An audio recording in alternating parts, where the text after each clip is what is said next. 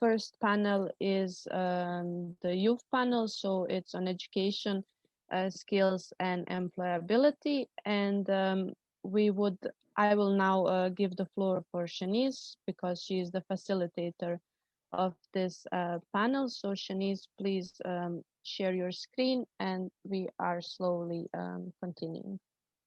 Thank you, Amina. Yeah, so very briefly, I think Amina's already introduced you to our panelists. It's a quick update from our side of things. We initially were going to have 7 panelists, but we brought it back down to 5 because a few people had emergencies. But I think it will be much more interesting and also easier to manage from my side as panels go. And hopefully we'll hear a lot of different people's opinions, thoughts in relation to the subjects we're going to investigate today. Following that, my colleague Bruno Pizzini will organise a breakout session so we can continue the conversation with our panelists and also with the help of our volunteers. So, by way of introduction, these are our current panelists. Rather than me reading from the screen and introducing them for you, I'm going to invite our panelists to introduce themselves. So I'm going to stop the sharing so we can all see each other. Please, starting with Nabeeda, if you wouldn't mind, introduce yourself to everyone and just maybe say a few words about yourself. Hi everyone, so my name is Nabeeda Bakali. I've been part of Asfar now, I think for around a year, I want to say. But other than that, I tend to kind of work quite closely with young people. Kind of one of my main focuses is to kind of get young people into work. So I facilitate a lot of kind of employability sessions, focusing on some of the skills you might not learn at school or university. So that's kind of me basically. Thank you. Thank you, Nabeeda. Daniel. Hello, everyone. Good morning or afternoon, depending where you are, or evening. We have audience from all over the world. My name is Daniel Gindis. I am one of the 2 people who run WiseMee with 2 E's. It's a website which teaches, students empower and learn themselves how to do Model United Nations, debating, and other types of experiential learning. And I'm really excited to be here to share insights from working in this world now for 5 years. Thank you, Daniel. Tio.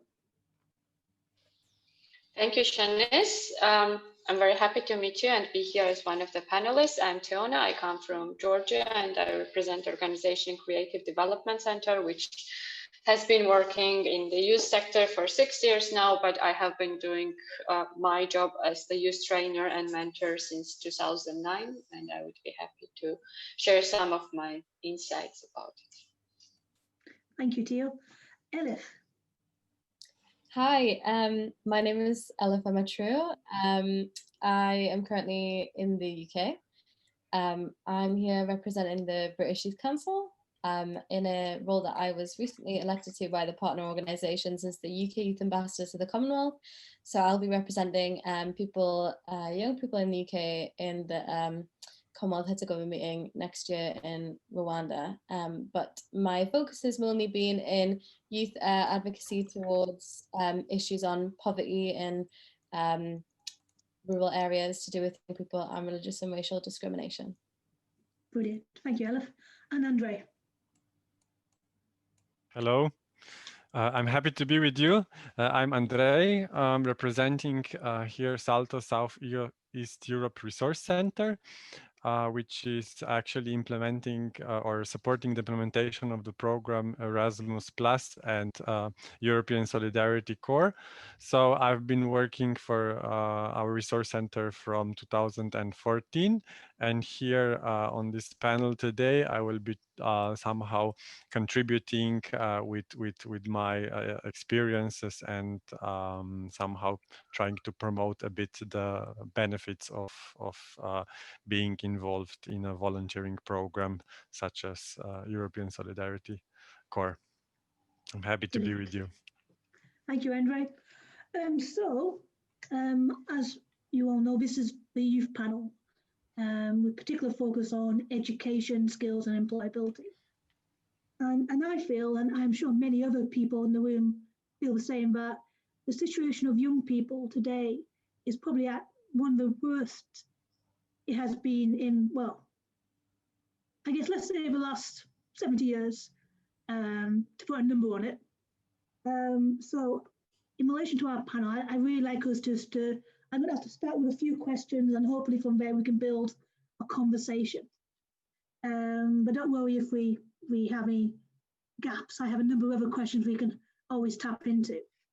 So starting with Daniel, in relation to social mobility, what impact will the pandemic have on social mobility for young people, do you feel?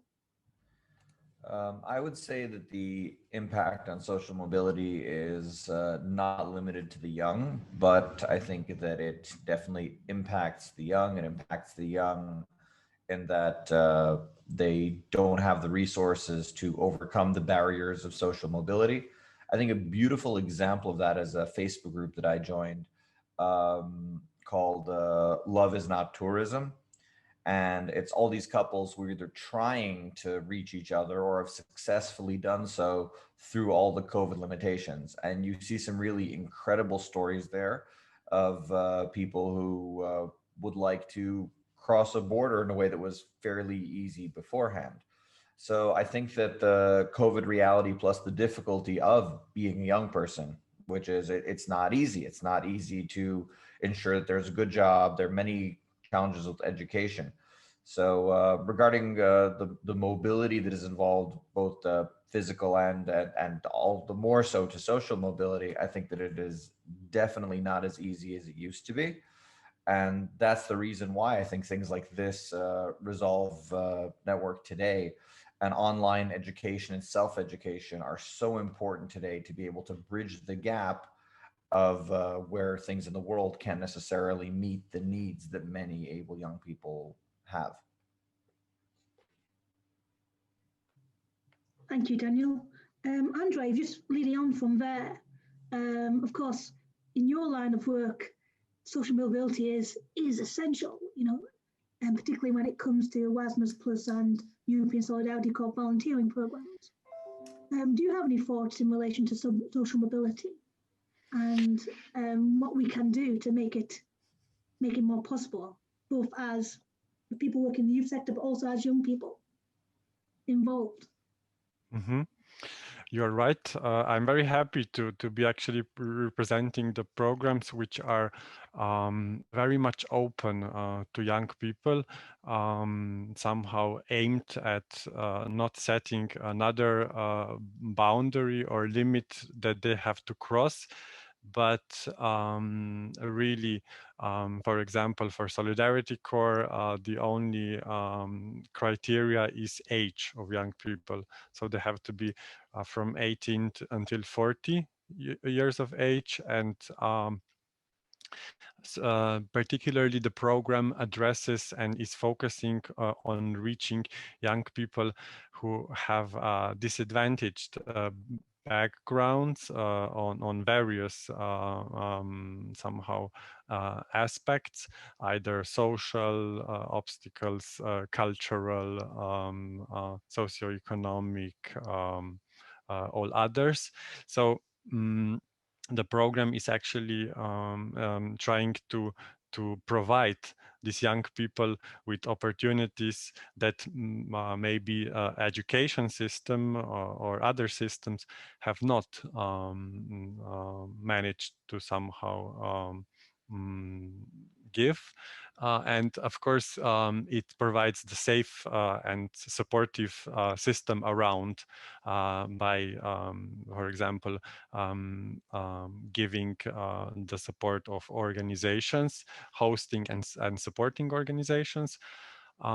So, for example, young people, a young person who was not able to finish, I don't know, secondary school or did not even had the opportunity to go to secondary school, is able to join such program, and with participation in this program, he or she is able to build the competences that later on will somehow provide him or her these benefits that, for example, nowadays societies and markets require. Thank you. I'm just wondering, in particularly in relation to social mobility, but also bringing in the employability element. What do our panelists think about, well, what this generation of young people, what they need from the employability front with the skills are changing and, well, the requirements are changing so much. Does any panelists have any thoughts in relation to what is needed?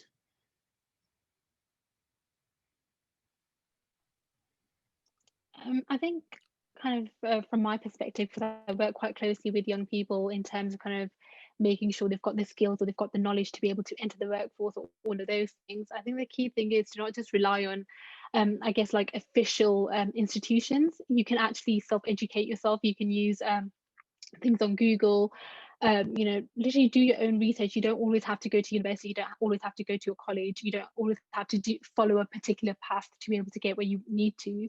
Sometimes it's a case of, you know, building skills in different ways. Sorry. And being able to sell yourself and being able to promote yourself and say, you know what, I did this my own way and I'm still here. Because I think a lot of these organizations or a lot of education institutions will always be like, no, you need to go through us, otherwise you can't get to X, Y, and Z, whereas that's not the reality anymore. The world is ever changing and companies are a lot more accepting. The business world is filled with people who've actually followed unconventional paths to getting there. So I think it's really important to remember you don't need to follow a certain path. You can do your own thing. Yeah, I'm sorry if I can jump in. That'd be perfect. I would agree with that as well. And I would say on top of that, I think the education system, especially in the UK, I can't speak for other parts of the world, but it really is based around passing exams, writing things in certain ways that meet criteria. And I think really one of the ways that young people are not sold about what the real world is like, because I don't think that's what employers are looking for. I think they're looking for originality and innovation. And I think those soft skills are really difficult to teach to young people, especially when you go into the world and you have really uniform answers or really uniform ways of looking at the world that is being taught to you through, I guess, hard skills and education. And actually, I think young people really need to be instilled with this idea that you can be creative and you can be innovative, and that will be rewarded. I know.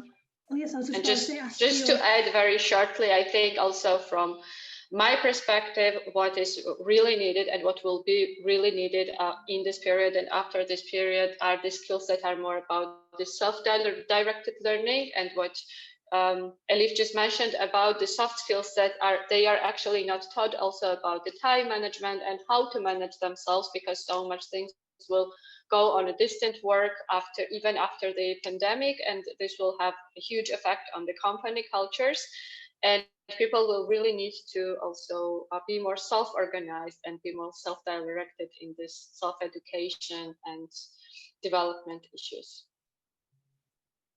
I know, Theo, you were particularly in relation to enterprise skills in Georgia. I wouldn't say about enterprise skills. I mean, generally, like working on the distance, working from home is absolutely a skill that you need to develop, because not everybody can stay involved and be involved. And also the ICT skills are very important, which are very basic, mostly in the regions. And we speak about disadvantaged youth. Very often the skills are very low and they are like framed with the using social media, and I think in this era these skills will be more needed, and we will need to somehow think how to advance these skills and how to give more knowledge to the young people on using them for finding the job, but also being in the workplace. Thank you. Daniel, I don't know whether you have any thoughts on, I know particularly in your line of work as well, you are also in that area. So I would say, first of all, I want to say I think there's an excellent question about the skills that are needed. And I have, I have a bunch of data from the website that I sort of wonder what, the right question you bring it. I think to answer and echo what some of the others have said, like Elif and Nabeeda, is that for young people today, there is sometimes a feeling that there's no place for originality and creativity. And I would like to say that that can be true, but I think a distinction needs to be made between learning a trade, like something which will directly give you money, and learning a skill, something that can serve you later. And a friend of mine, David Abbottball, who runs a bunch of online websites, he says that he would hire people who came out of a programming trade school who could build a website, but he would rather take someone who did a 3-year liberal arts degree who was able to think creatively and not directly create it. And I think that it's important before someone who's a young person gets into skill building, they should know, first of all, what their goal is and what pressures they have, because sometimes they may think that they're going for a skill when they really need a trade, and vice versa.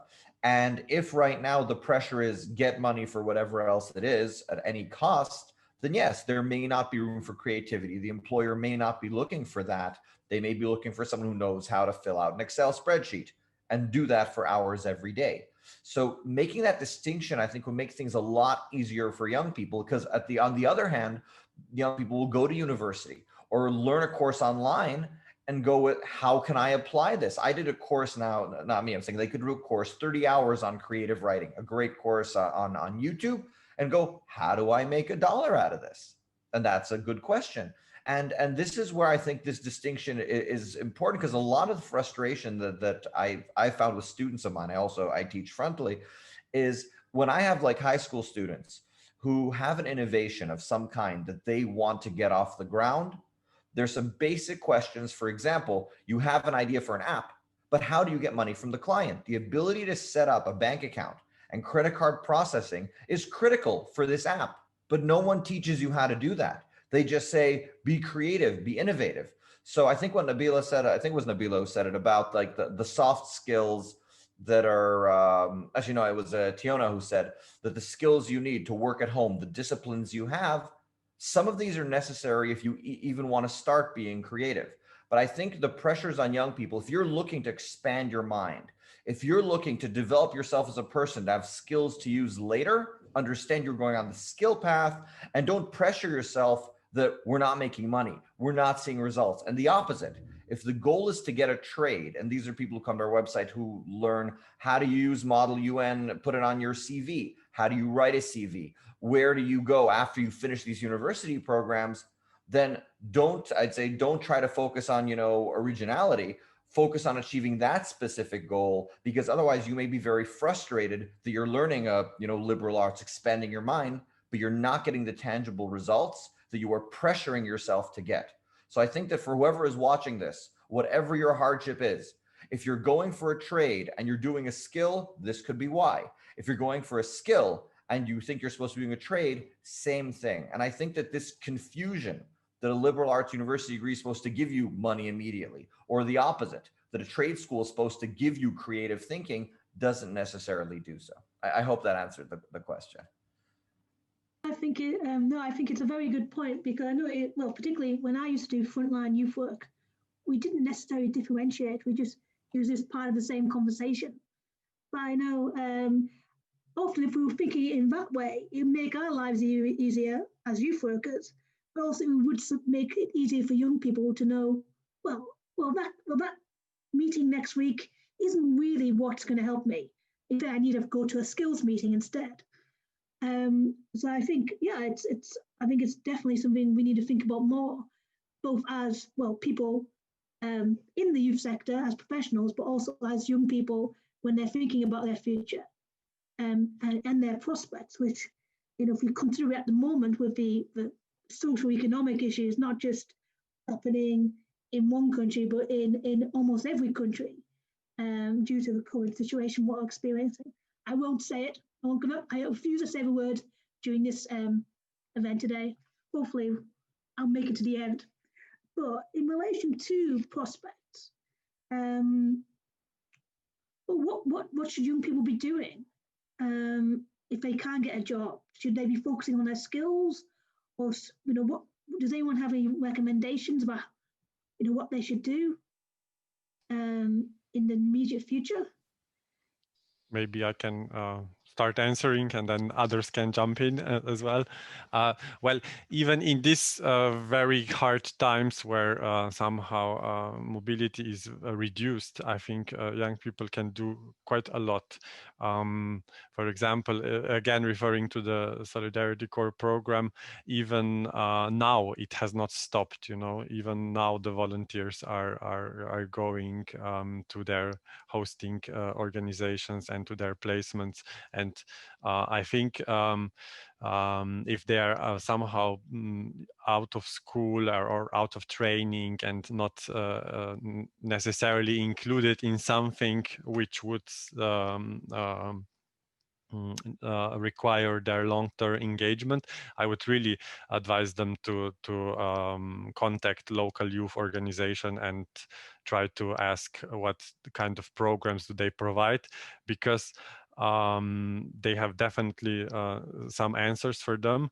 And referring to what we have said before, I think moving somewhere is another level of learning. You know, if a young person has to move from its own country or culture to another culture, this means that he or she is learning 24 hours a day. And this is really this turbo learning that I can say, because it's everything that they need to somehow put under question, or they need to adapt. So this kind of benefits are they are able to realize only way after the for example volunteering has been done, because there are so many, and there are many researches also done on this. So for example, what comes to my mind to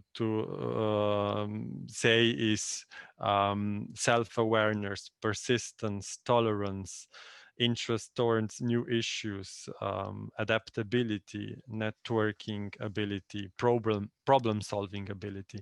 So it's really a lot of these things that they can learn. And just to add on this, from our experience, we really try to establish mentorship on different levels. I know that in many countries it's a practice that is established, but in mostly developing countries, this is still something new. And this brings me back to what Daniel mentioned. I mean, I think young people need first to ask themselves what they want to do in the future and what is like their main mission and the goal, and then try to stick on it, and not to try to fulfill everything and like the world expectations, but try to find out what is their need, what is their goal, and follow the way, and try to analyze like what are the opportunities around them wherever they are, and whatever they are doing, there are always some good sides and there are always some opportunities that they can grab. But also from the youth work side, I think especially on this distant work, it's very important to offer this chance that they can get this mentorship and support, where they can look at their life from the outside and really realize what is their goal in their life, and pursue that goal in strengthening their skills and then finding a new knowledge around them. I want to tack on to what Tiona said. I really cannot agree more with what she said about like having to prioritize. The amount of pressure, I think, on those who are finishing high school, finishing university, are hurting to see results and don't yet either have the skills or the certification. Like, you can't do it all, or at least you can't do it all at the same time. And that's something I wish people would have told me. Like, you know, growing up with movies, you see these, you know, children or teenagers saving the world, you know, meeting the king, this and that. And that's, and the thing is, you can do much more than you think you can. This is why mentorship programs like the ones described here are so important. If you right now are 18 and you find the right, you know, 30 something who got over all those barriers, this could really be helpful. If you're finishing university and you have someone who also has gone through that, that difference is key. And I think that connecting those people is very important. And some organizations here in the partners list really deal with that. What I can, like, I'd also like to add from like my experience is the time that people are taking for self-education. And our website, we have, I'd say we have the things which help people get better at debating, Model UN, at the disciplines. And we have other like blogs and supporting articles that also deal with how to write a CV and things that come after. And what I think is very interesting with online education, because our website is mostly text at the moment. If anyone wants to come help us make videos and more things, you're all welcome. Get in touch with me. But basically, with the engagement on text articles, people are looking at some of these articles for 5 to 15 minutes. Now, think how long any of you stay on a website. How long do you stay on an app? We usually, what's the weather like today? Boom. Where can I get food? Oh, it's lockdown. We can't get food anywhere. How do you cook a recipe? So 5 to 15 minutes is huge in internet time, and really, really huge for, the populations who grew up and went straight from nothing to smartphone. Another thing is that 60% of the users on our site, or over 60, are under the age of 24. Now, our software can't pick up the ages of anyone under 18 because of internet protection laws, but that so many are self-educating and reading for these amounts of time, I think is really, really interesting. Also, that over 60% are female versus male. So you see the people who are coming, you see how long they're staying, and we are just one website of many of people who want to get better on their own and are taking the time to self-educate. And I think this is really the answer of people who feel stuck. While you're stuck, while you feel frustrated, take the time. There was an article in The Economist that really blew me away about a difference that in the past, 20 or so years ago, private lessons and private tutors was something which was reserved for, upper middle class plus who had the money to do that for their children. But now with YouTube, kids today in families who don't have much more than a cell phone plan can give their kids access to education and things they never had the opportunity to do so before. And in this case, I would say that for whoever's listening or watching the recording later, the ability to self-educate, tools have never been more accessible. Free trials, people who are getting money off of ad revenue. So putting quality content. Right now, the issue is not there is not enough. There is too much. And sometimes filtering for what is good is as much of a challenge as, internalizing it afterwards. That's one of the inspirations for WiseMee, by the way. When I started as a Model UN participant, many moons ago, I couldn't find one website that had everything that I was looking for. So when I was reaching the end of my competitive delegate time, I spoke to some friends, said, hey, why don't we give back and make a resource where people can find all the things we spent, hours looking for in one place. So I think that for self-educating, like first of all, focusing, realizing you can't do everything, taking the time, and if you can take patience in the time when you're not looking for a job or pressured, to build even 5-10 minutes a day, every night, no matter what, I read a certain book I choose for 5 minutes, and it builds up. So I'd recommend take the time to skill build, follow the excellent advice given by Andrej and by Tiona beforehand and the others. There's a lot that we can do right now with, these little devices and the internet that it connects it to. I think do that and be patient. Some things take time, but you can skill build every day with better teachers than you've ever had access to before. Yeah. Thank you, Daniel. Oh, sorry. No, go ahead, please. I was just going to agree with that point. I was also going to say that I really resonate with the sentiment that it's incredibly hard to find things that are worthwhile, and that there's just we're saturated with information. I think that is incredibly useful, and kind of honing in on. There's so many points that I want to address of what you said, and I think definitely to do with young people needing to prioritize. I think that's incredibly important. But I would say that, the choices that young people have to make at extraordinarily young ages to do with what they want to do with their career paths is just, it's not okay, in my opinion. I think that young people are kind of pigeonholed into making decisions really fast and not really assessing what it is that they want to put into the world. So I think definitely assessing what your values are before you start making decisions about what career path you want to take on, what trade training you want to do, what kind of degrees you want to do. I think that's a really important thing to really assess. I would say also that finding information that is going to be helpful and going to be useful to you in this sea of information that we have about all the types of skills that you could you could do, I would say really is where mentorship comes in. And I think mentorship is one of the most underrated things about learning and about soft skills. There was a comment that I just want to address in the chat, which was about how you measure soft skills. And I thought that's such a great question, because to me, that's kind of the point. I think you can't really measure soft skills. I think you have to develop them through learning them and practicing them.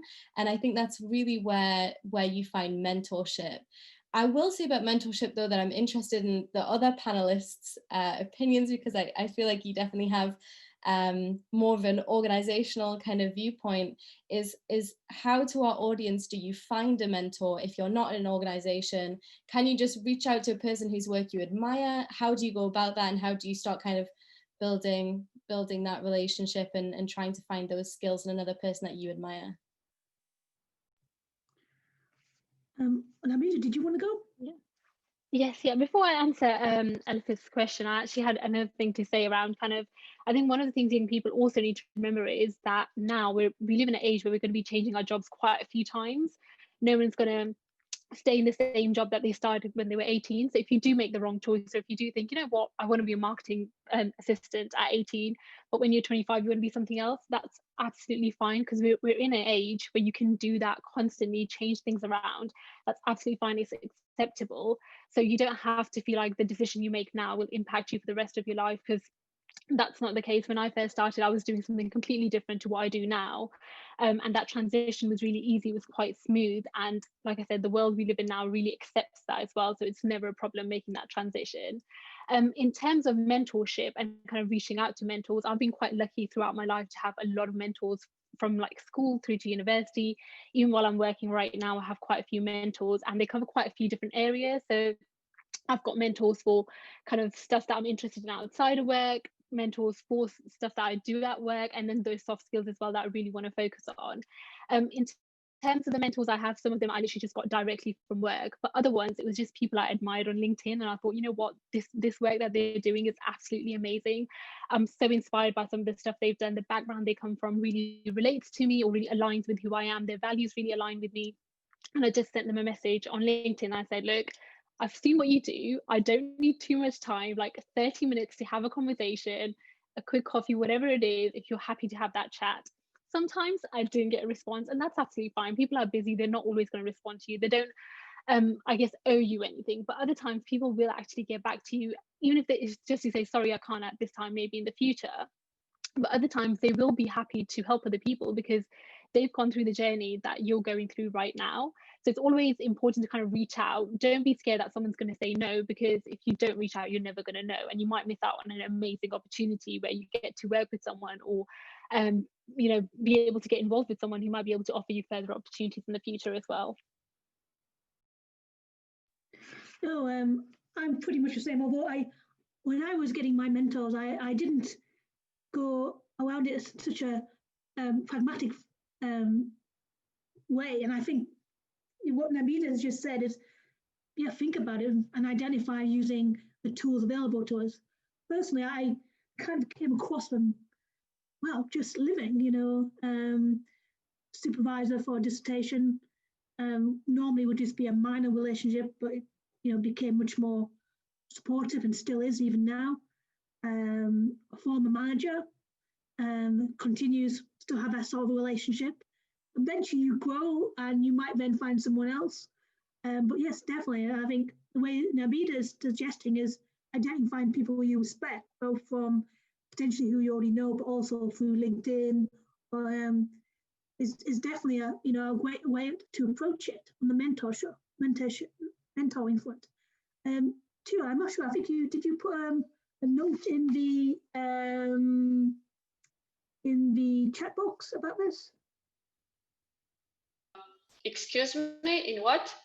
I mean, did you put a note in about this in the chat box? I put a note because there was a question from Nicholas about the experience, and I also answered this question about the experience, that of course it's not only about like pursuing what you want to learn, but it's also pursuing what you want to do, because this is also something that I notice in young people, that they try to get experience in everything, and then in the end, when you want to be like workable and you want to enter the employment market, it's almost impossible because you don't have like one concrete experience that is demanded and you want to have, and your like the job offer want you to have. Perfect, thank you for that. I'm mindful of time. I think we have around about 10 minutes left. I just want to change the subject just slightly in relation to social and political inclusion. So this is a question I've had on my mind. I was one of the ones I put together before we met. But in relation to such things as the rise of the right and the age of this cancel culture movement, and of course, social media conflict, seems to be always something going on, someone's arguing with someone. Is this generation of young people at risk of being isolated, both on a social and political inclusion front? Now, that's a big question, I know. Elif, what do you think? I ran to the unmute button just then. Yeah, I think it's an extremely interesting time to be a young person. I think people have always thought that, but I think it's really interesting in terms of isolation when it comes to young people, especially this year.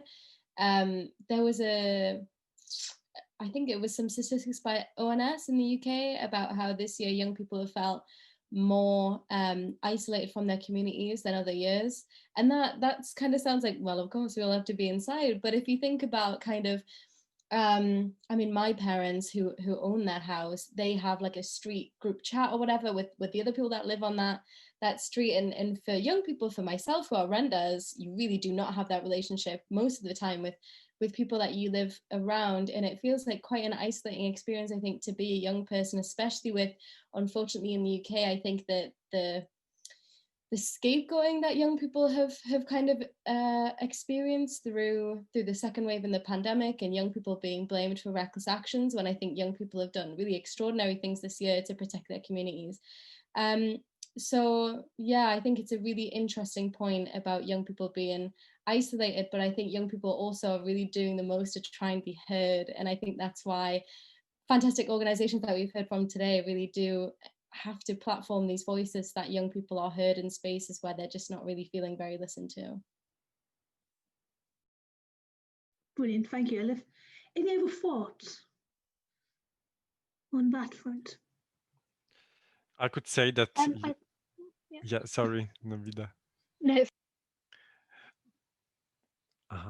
Just shortly, I wanted to mention this, that now it really happened that communication or socializing moved to online worlds, and this really somehow puts in front this need that these tools are used wisely, and because there are many somehow cases of different sorts of bullying, hate speech, cybercrime, and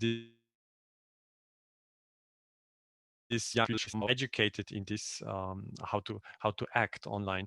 And the other thing that pandemic somehow caused is also that some young people who don't have actually access to these communication channels are even at more loss, I would say, because they are somehow now really completely cut from their peers. Yeah. Nabeeda? I was just going to say that I think social media is like a double-edged sword, where it definitely connects people and gives you the opportunity to kind of speak up. I think the increasing cancel culture means everyone's really scared to like express their opinion. So if I think something that actually stands out from what everyone else is thinking, I'm going to be so scared to put that out, because next minute I'm going to get thousands of comments, hate comments, people saying, oh, Nabeeda should be cancelled for saying this, and I'm never going to be able to kind of get out of that. The other issue is the amount of businesses or organizations that actually look at social media before they interview you. That also kind of scares people to a certain extent to ever actually express any opinion or talk about anything on social media, because they think, well, if I say something, then if my future employer sees that and if they don't like it, then what am I going to do? And even though we shouldn't be thinking like that, I think a lot of young people who are looking for those opportunities always do consider that and are holding them themselves back, especially when it comes to kind of political opinions or opinions that involve some kind of controversial stuff that they haven't mentioned anywhere else.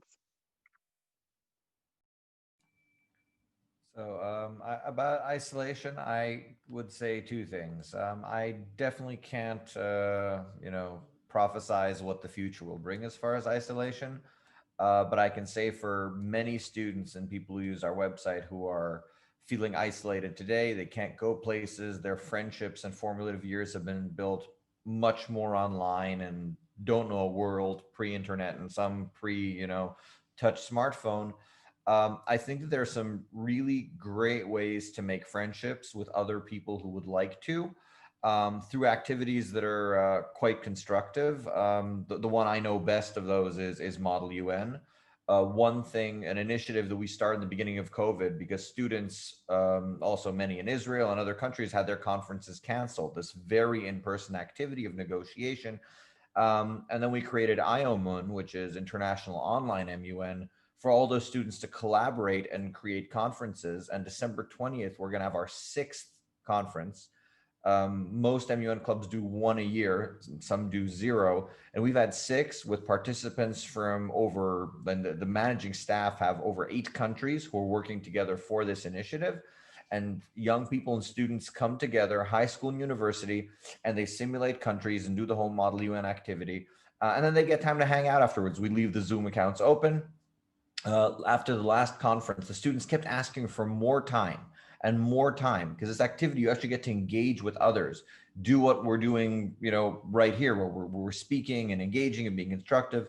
And Model UN is unique in that it requires voters, like other participants, to vote on things. And that means that it's not like I'm impressing a teacher or, I have to get my peer to vote for me, and I can't even bribe them with chocolate like I would at an in-person conference. So in this case, after the first conference of 6 hours, students said, we want more. So right now the conference is given 10 hours with like 8 for the conference and 2 for hangout. After the last one, they pulled out guitars, people from all over the world. So I would say that the activities to make connections and not feel isolated, they definitely exist. And if you're not sure where they are, come to IOMUN December 20th, and you will meet such people, and you can continue with friendships, which I think can continue afterwards. So I would say that this is one place, and others exist. Like right here, there are initiatives like Andrej talked about them, Tiona talked about the mentorship programs. Because sometimes you really just want to talk to another person, have someone real who's there, to not be in front of a YouTube screen and not in front of theirs where you're consuming content, but you're alone. And for some of us, this might be the best engagement that we have. But I think it definitely exists. And to those who are feeling isolated, I don't know about tomorrow, but for today, there are proactive things to do. And I do recommend you do them, whether it's, IOMUN or some of the other initiatives. And I think also I think it was Nabeeda who said, like, if you want to talk to some mentor, just write them. They might answer. Like, it doesn't hurt to try. Don't take it personally. And some of these people are much more accessible than you would think. And like there was a comic writer who I thought was untouchable. I found his number in the registry. I called up, I went to his house, and I interviewed him for an hour and a half. It was amazing. So it's like, it's not so far. Nabeeda is going, wow, what do you mean? You do this. You are the living embodiment of bugging online people with followings and getting responses. I do not accept that. Anyway, yeah, do MUN, do other things. Stuff does exist. We can find comradeship online. We just have to reach out a bit and try to do it. Thank you very much, Daniel, for that. And on that note, I'm afraid this conversation is going to have to end between us, but it will continue in the breakout rooms. I know our panelists will be joining the breakout rooms as well for a while to discuss with you all, to share your thoughts and think about some of the things we've been speaking about today. I'm sure that every room has a great discussion. I would like to pick somebody who was maybe the volunteer who was in the room number 1. If you want to summarize just a few seconds what was happening there, or what was the main outcome. So we had a very big discussion in our group, but we discussed the questions that Amina has put on the mural from the questions that were asked in the chat. Something important that we spoke about was soft skills in a digital age, because at the moment we don't know how long we will be having to do everything digitally. So we thought that was a really important point. And we also said how soft skills can be learned through things like being in a sports team, things that you do at university that you may not think could impact your ability to work in a particular job, and essentially just using those sort of things in order to make yourself stand out from the crowd. And we said that it's important not to feel embarrassed when you're trying to contact a mentor, because ultimately they've been in your position before and they understand how hard it is to contact people. And it's important to say why it's beneficial for them as well to contact you, not just so they know that it's not just you contacting them and expecting something from them. And networking is important. And soft skills could be maybe having like a soup kitchen in your local community and working with young people or elderly people and developing communication skills through that. Nabeeda, did you have anything else to say from our group? No, I think you summed that up really well. Thank you. But yeah, we spoke about a lot, but it was definitely really interesting to hear everyone else's perspectives from all across the globe.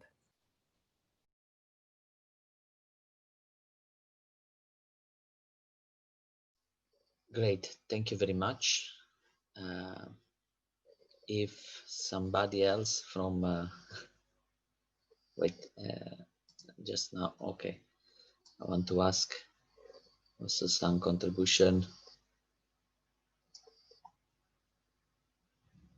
Yes, from the room number 5. If you want to just resume a bit. Should I say it? Please. So similar to what the last room did, we had different questions. We mainly started off as like what we feel soft skills are and built up the conversation from there. Like as you can see on the screen, we spoke about soft skills being like cultural awareness, self-awareness. You can show it through your leadership skills, your abilities to lead a team. And also like as you grow in confidence, your soft skills begin to develop more and you begin to learn more how to navigate it in different situations. Another thing we spoke about also was like not only joining programs that are in your home country or even neighboring countries, but being more on a global scale and talking to people from different cultures with different understandings. And we also spoke about some organizations we are part of and how they have helped us to develop in our soft skills and networking and things like that. And I think another participant mentioned was patience. Like patience is a very important soft skills, as depending on where you come from, you will have different patient levels.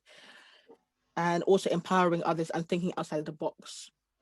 And something that Shanice said that actually resonated with me was a lot of the fact that soft skills are not necessarily built in schools, but outside of the classroom and in the community. I think that was like the main points that was spoken about. Great, thank you very much. So Mural is here. We are going, of course, also to share this contribution even later and everything. I think we can go a step forward on this part.